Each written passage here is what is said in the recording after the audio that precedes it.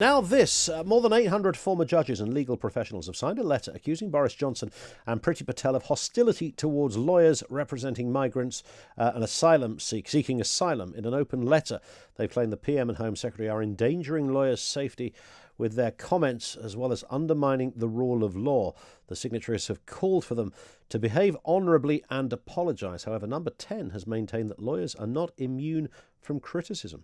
Let's speak with Dinah Rose, QC, barrister at Blackstone Chambers and signatory to one of the letters. Dinah, good afternoon to you. I mean, come on, you're a lawyer, your shoulders are broad. A bit of criticism from the PM. What's wrong with that?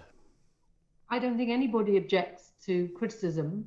The problem is the inflammatory language that's been used both by the Home Secretary and by the Prime Minister, even in circumstances in which the Home Secretary was briefed by the Metropolitan Police that an extremist had carried out a knife attack on a firm of solicitors.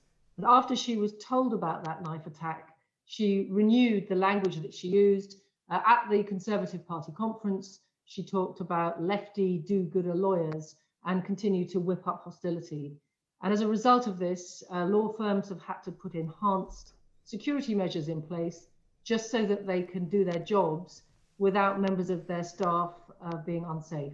And it's pretty shocking. I mean, put like that, it is shocking. But I mean, if you have a view that there are some lefty do-gooder lawyers, how would one define them?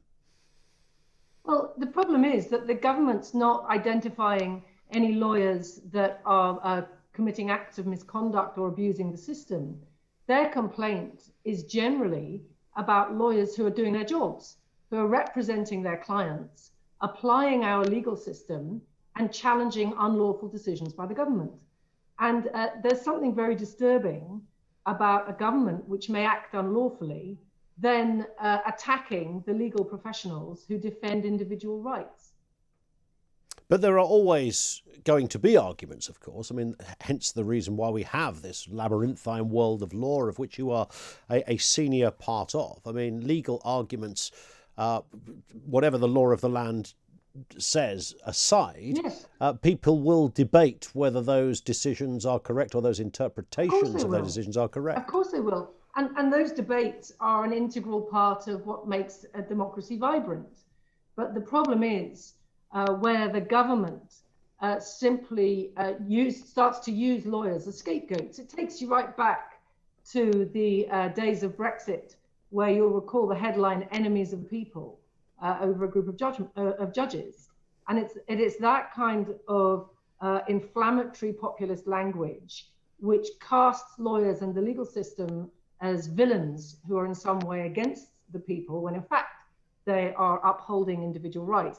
That's what's, I think, very troubling to the legal profession, because one of the main functions of the government should be to keep people safe and to uphold the rule of law. And for the government to undermine the legal system is extremely disturbing. It's all of a piece with a government that decides to enact legislation knowing it to be in breach of international law. But there are politics within law, of course, and within lawyers, and that's an irredeemable reality, isn't it? You know, I've sat in courtrooms and covered cases and watched colleagues of yours, both prosecutors and defenders, make incredibly powerful arguments, and on occasions really pushing that legal boundary as far as they can in order to interpret the law in a particular way, which another lawyer could have taken the same law and interpreted it in a slightly different way. So there is wiggle room here, is the point. But that's exactly why you have judges. That's the difference between the function of an advocate and the function of a judge. So the job of the advocate is to advance their client's case in any way that it legitimately can be advanced. And the job of the judge is to hear both sides and then to make a fair and just decision in accordance with the law. That's the way the system works. And the answer is not to attack the professionals doing their job. The answer is to ensure that the system operates in a proper and high quality way.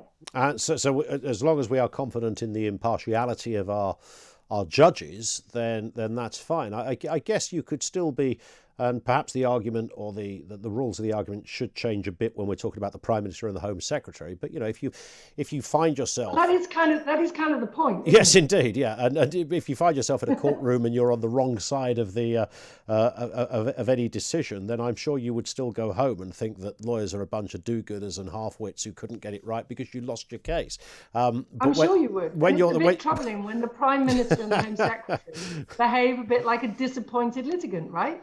But I guess they're trying to get out of policy, aren't they? They've got a policy. They think they're on safe ground because, of course, the interesting part of all of this, Dinah, as you will be more aware than I, is that, the Home Secretary will also work with a team of fairly senior lawyers in order to make the policy that they believe they are legally enacting. So they would have presumably been over all this ground before with big legal brains. I'm sure you probably know some of them saying, actually, you can do this, you can't do that, but you can do this. They enact their policy. They believe they've got it right. They think they've ticked all of the boxes. And then you come along like a tour de force, and thank goodness you're there, by the way, and you counter every one of their arguments. That's going to be annoying, even on a bad day, isn't it? I'm sure it is annoying, but if you're in government, that's how the system works. And it's one of the main mechanisms for ensuring that governments are accountable. If you don't have systems like that, you end up with a government that can act by decree. Look at the coronavirus legislation, all introduced without any scrutiny from Parliament, a lot of it highly ambiguous and questionable.